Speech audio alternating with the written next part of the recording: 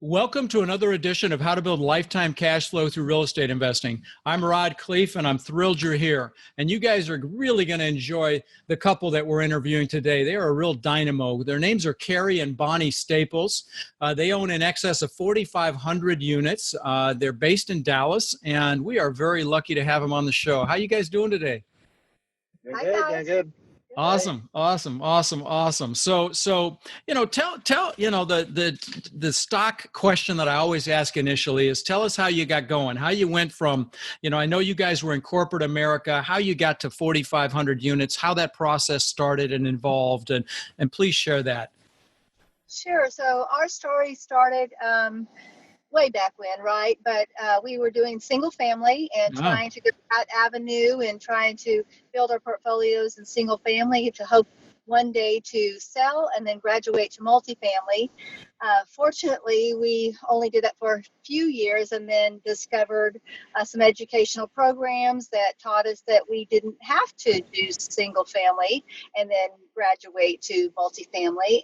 And so after getting that education and taking massive action, we started working on our multifamily situation. We started first investing passively. And at the same time, we were trying to find our own deal and be the leaders of a multifamily unit. And with being passive, we actually learned a whole lot through that time process. And after about 18 months or so, again, the whole time we were still looking for multifamily, finally we landed one after about 18 months and landed our first multifamily. It was 106 units, and we do syndicate that. So we have investors. We had 17 investors with us on that deal. And then since that time, we're now in we've done over 29 deals, and we're in 4,500 doors, and 4 of them that we're the lead on. Fantastic. And I'm so glad that you mentioned starting passively because, it's interesting. I'm doing a deal right now. We're actually closing tomorrow. It's a small property, 101 units up in Dayton. But one of my outcomes for that deal with my students and with the investors is to actually make it an educational process. But one of the things I told them is the fact that just by being in passive, you see a lot of the behind the scenes stuff, the stuff that I can't even teach from stage, the little nuances, the little tweaks that you just don't think of. And in fact, we're doing a webinar here in as soon as I'm done interviewing you guys, we're doing a webinar for our investors because we're going to do regular training as part of the process, which is, I know, a little unusual, but I feel like it's a great opportunity. And like your situation, wouldn't you agree it's a great foundation to get started? It actually even enhances your experience. The banks look at it as experience, right? Absolutely. Oh, yeah, absolutely. And because, you're getting all the reports, you're getting all the same information that a lead would get. So when you become a lead, you're already familiar with it. You see how we've analyzed it. We see. So yeah, you gain a lot of experience out of being a passive, and it does increase your resume for if you do want to be a lead from a lender's perspective, just as you spoke of as well. Right. So let me ask you guys this question. In your opinion, what type of person, my listeners are people like yourselves that started in single family. I started in single family in a huge way. I had 2,000 houses. It's painful to even talk about, but yeah, buy and hold, by the way. It wasn't flipping. It was buying and holding. So my listeners are single family. They may have some plexes. They may have a 10 unit, a 20 unit, and then some larger ones, of course, as well. What type of person do you think is best suited for this game? And I call it a game because it's fun. It is so much fun. And I really don't think that anybody is omitted from this. Okay. This I think that it's available to anybody. Sky's the limit. Kerry and I are just normal, regular people that had regular corporate jobs. And I actually loved my job and never thought I would ever quit.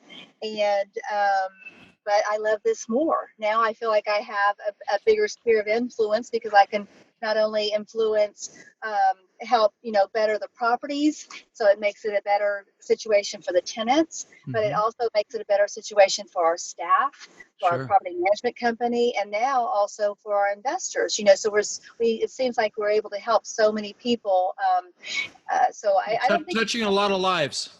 Touching a lot of people's lives. So I don't think anybody's eliminated from being able to do yeah. this. I agree. I mean, I think I'm a genius, but average Joe can do this. I love it. And I'll say, I mean, if you're doing single family today, I mean, there's a lot of things that do correlate over, not apples for apples, but a lot of that experience does come over into multifamily with you. And when we were looking at it, it's just as much work to go out and find a single family deal that works for you as it does for a multifamily. Right. That we've had deals when we were first starting with single family, and that's another reason we ended up moving to multifamily. We were like, this is going to take us, we never got to 2,000 doors, so I'm sure you had a much better system than we did on single family, but we were like, this is going to take us a lot longer than we ever thought to get where we want to get. Sure. To reposition it, to turn it around, to flip it, or whatever you're doing with it. No, I mean, exactly. So, let me ask you this, because I'm sure at this point in your careers, you're probably already doing some mentoring and help and bringing people up and pulling them up. And then that's just how life works when you reach a level of success. The people that, speak to the people that are listening right now. What would you tell them about this business? What would you do? What words of encouragement might you give them? My words of encouragement are, number one, get educated. So that you don't make the mistakes that you'd be out there making by yourself. So find some good education. Also have a mentor that you can ask those questions, again, to keep you from making mistakes. Some people look at having the education and having a mentor as having insurance because it saves you a lot of money in the long run if you have good education. I think that's key, is having some good information, access to good information and resources. No, that's great advice. Great advice. And, it's funny. I started this podcast never, ever intending to do that. Now I get so much pleasure out of it. That role. I'm in that educator role right now. I never planned it. In fact, it's kind of funny. Early on in my podcast, I said, I'll never sell you anything. And now I'm actually a liar because I got so much pleasure out of it. I would take free phone calls from my listeners, and I took hundreds and hundreds, and I got so much pleasure. It's like, I tell my kids, do what you love, and I wasn't eating my own cooking, I really love it. And so, finally, and people were saying, hey, you should do a course, you should do coaching, you should do live events. And I've had 2 sold out live events now. I've got another one coming in Chicago in August, and I'm freaking loving it. I mean, I'm working 7 days a week, but I love it. So let me ask you that, and in that vein, you guys are super successful. What did you have to give up for that success? People think that it's so simple, but typically something has to be something. You have to exchange something for that. Anything come to mind? Well, we did sort of, we did have some sacrifices, right? So once we started in multifamily and we realized that we wanted to take this to the next level, both of us were working full-time jobs, corporate America jobs. We had great jobs, both 6-figure jobs. Right. I worked for Merrill Lynch. Kerry worked for IBM. And so some of our step back was that I actually quit my job that I actually loved so that I could take a step back. That's a sacrifice. With no income. Right. That's scary sacrifice. Right. Kerry, for a year, Kerry was like, you can quit. I'm like, no. And so, but finally we realized, being able to step back and quit and living off of a lower income for a short period of time allowed us to then give me more time to focus 100% on multifamily. That then helped launch where we are today. And now Kerry actually just retired from corporate America about 6 weeks ago from IBM. Wow. So you were still there throughout this process. Holy cow, through to 4,500 units. Wow. Okay. So anytime someone tells me you can't do this on the side, I'm going to point to you guys. I mean, good Lord. 4,500 units. I mean, obviously you were working at full time, Bonnie, but I mean, that's still amazing. So let me ask you this. What do you think is the most challenging part of your roles right now? I mean, actually, let's go back when you did that first asset as a KP, as your deal. You were the syndicator. What was challenging then, and now as you've evolved into, I'm sure you've got an incredible team. By the way, do you guys self-manage or do you have third-party management? Third party. Third party. Okay. All right. So what was the challenge back then? What's the challenge now? I think that the challenge then is for a broker and a seller to recognize that you are serious and that you're not just a tire kicker. You're not just someone out here trying to tour a property, and that you are serious and you can close the deal. And I think, again, being a passive investor gives you a lot of that credibility. Sure it does. When we first started looking, people were like, they'd send out their least experienced agents to tour us on these properties, and you would know that, and then finally you sort of graduate a little bit higher once you've closed that first deal, or we were passive in 7 deals before we received our first, we closed on our first deal. And so I think that was the biggest challenge back then, is just making sure that people knew that you were serious. So it took you seriously, sure. And you're here to stay. Yeah.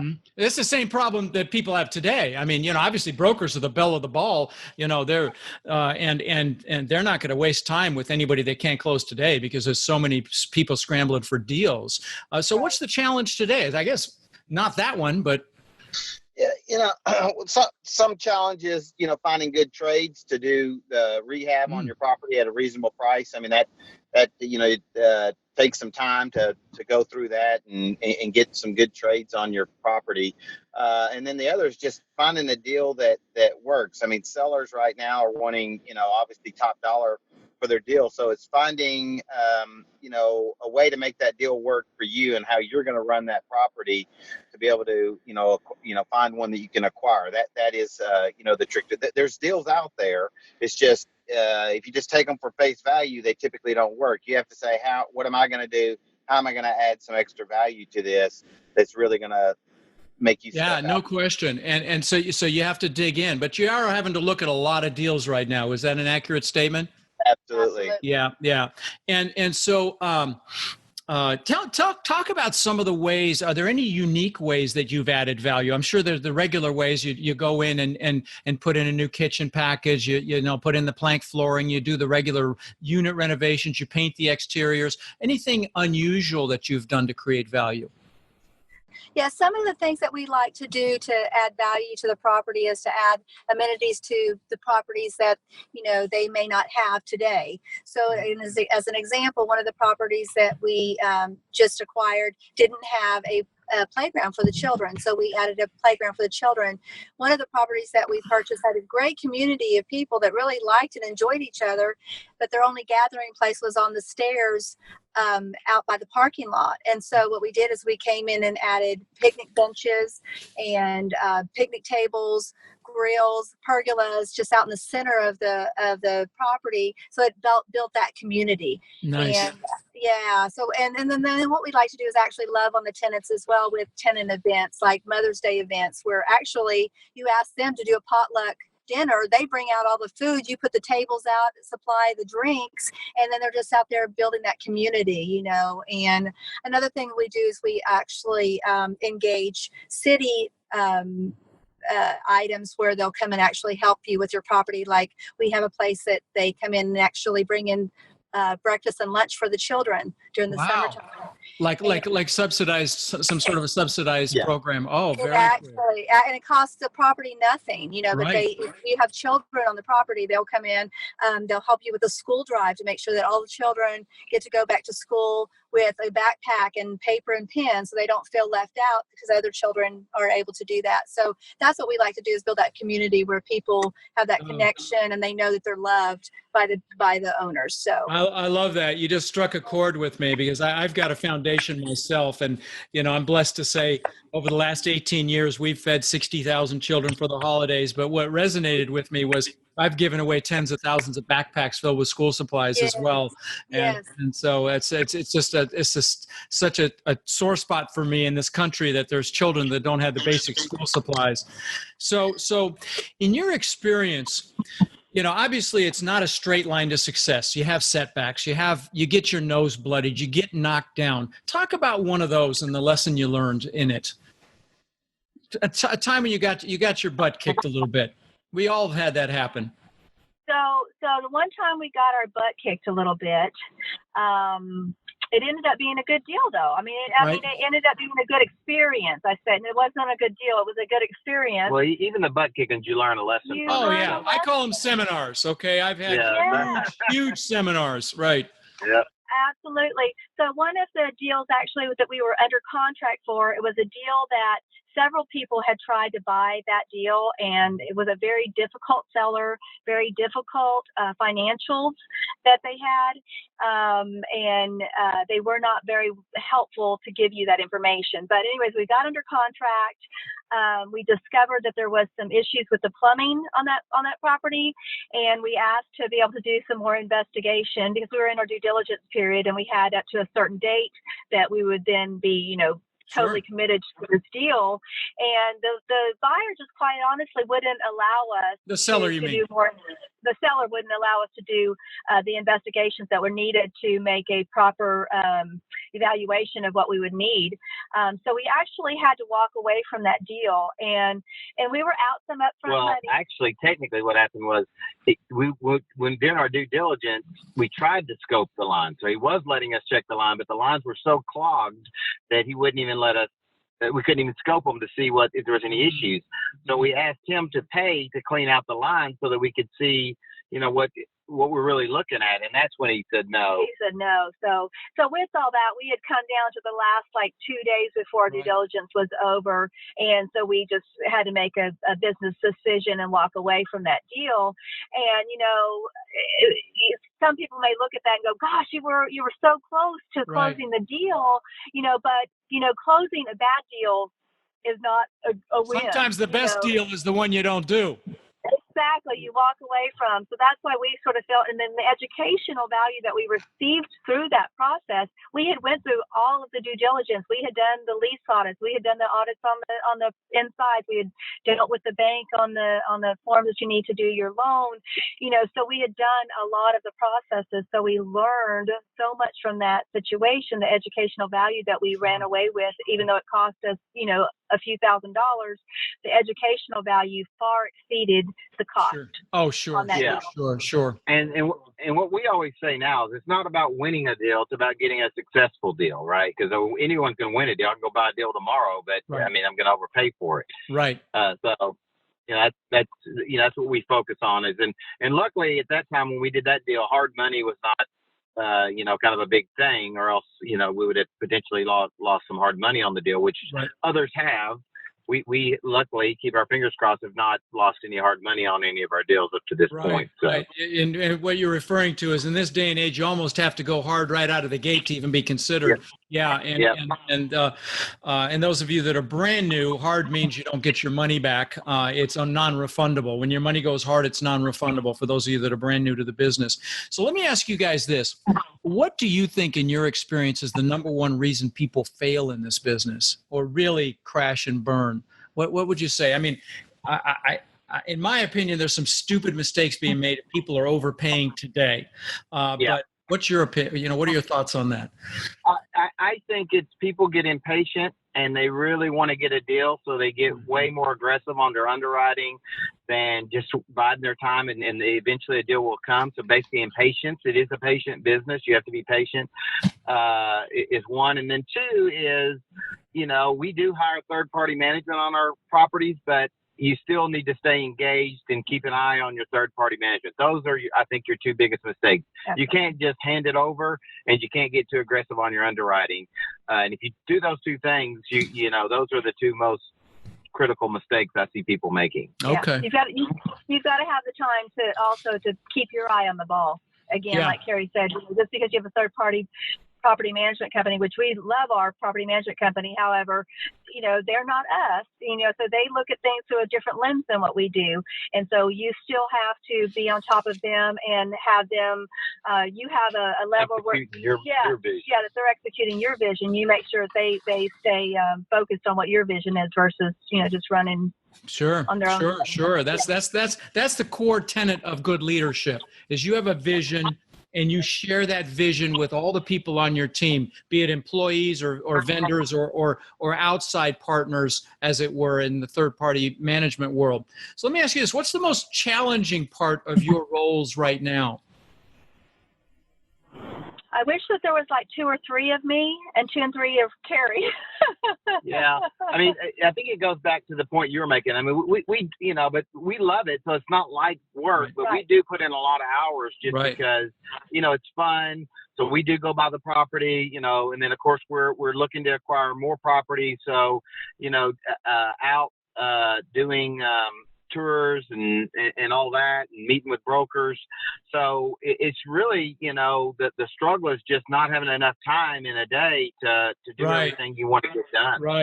Right. No, I couldn't agree more. I'm suffering the same thing, because add what you're doing, I'm doing what you're doing as well. And, the podcasting is, but, I love it. So it's okay. It's yeah, exactly. So and that's the difference here too, because it is your own business. So, working 80 hours a week for IBM, that pretty much just sucked. As this, at least it's my own business. So it's a different mentality. So if I feel like you're either working your dream or you're helping somebody else build theirs. That's right. Exactly. Right? So what's the least favorite part of what you do?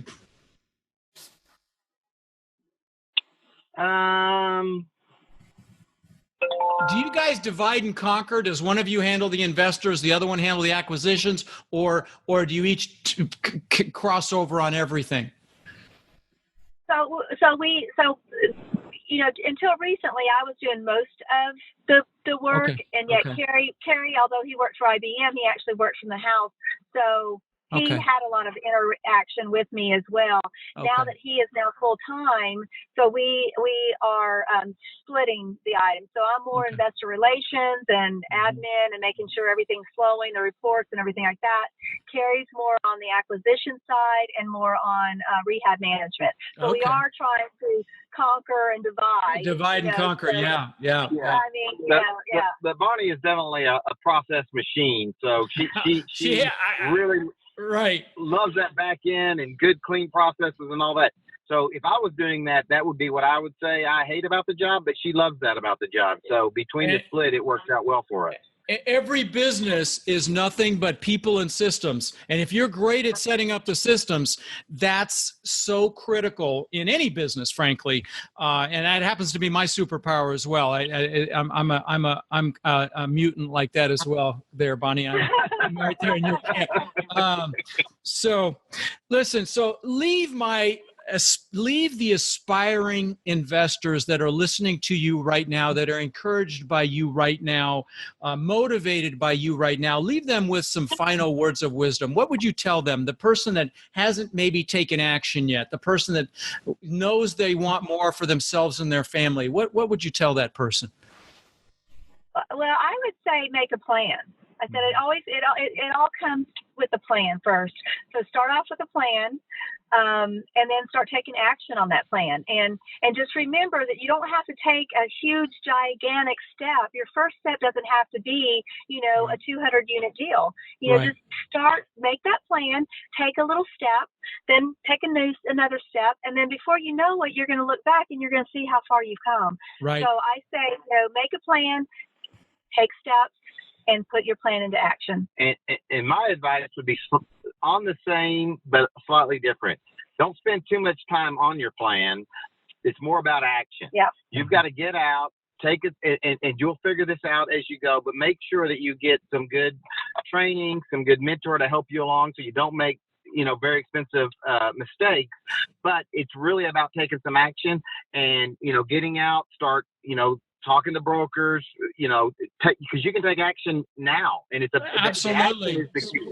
Absolutely, start the relationships. And guys, if you're listening to me and you're serious about this, come see me in Chicago in August. I'll be there August 24th, 25th, and 26th. There's still some great pricing. It's just me training for 3 days. If you're serious, come see me. Just go to multifamilybootcamp.com. And guys, and if not me, then do it with someone else, but continue your education. That's the key to this business. Absolutely. And then you've got to take massive action. Bottom line, you've got to do it and focus on that first deal, right? I mean, you guys, once that first deal's done, it's almost like they're not as scary anymore. It's almost like they're dominoes. They fall down after that. Would you guys agree with that? No, it's funny you should say that. That unknown is what gets you, and it gets you, and it's spiritual. Once you get past one, it just becomes easier and easier because now you're a lot more comfortable, and you're just and the brokers, and you have more credibility. But it's really more about you and how much more comfortable you are about the whole process. Pushing through the fear. Yeah, you've got to get in the game. Right, got to get in the game. Yeah, I don't even care. I don't care even if it's a duplex or a fourplex, whatever, a 10-unit building. It doesn't have to be a 100-unit. Get that first property and then trade up. Yeah. Guys, thank you so much for being on the show. It's been a real treat. We had some audio stuff, so if you guys are listening to this and you had a couple of breaks in this thing, we're going to do our best to put it together. But they were kind enough to give us their time, and they're in their car, which is why we had some challenges. But definitely tons of value you guys added today, and I'm so grateful to have met you and had you on the show with me today. It is our extreme pleasure. Yeah, Rod, we really appreciate you having us on. Thank you very much. Well, thank you, guys. All right, take care. Thank you for listening to the Lifetime Cash Flow Through Real Estate Investing podcast. If you've enjoyed the show, please take a minute to visit iTunes and leave your comments. For more resources or to connect with us further, please visit our website at rodkhleif.com. Tune in next week for our next show.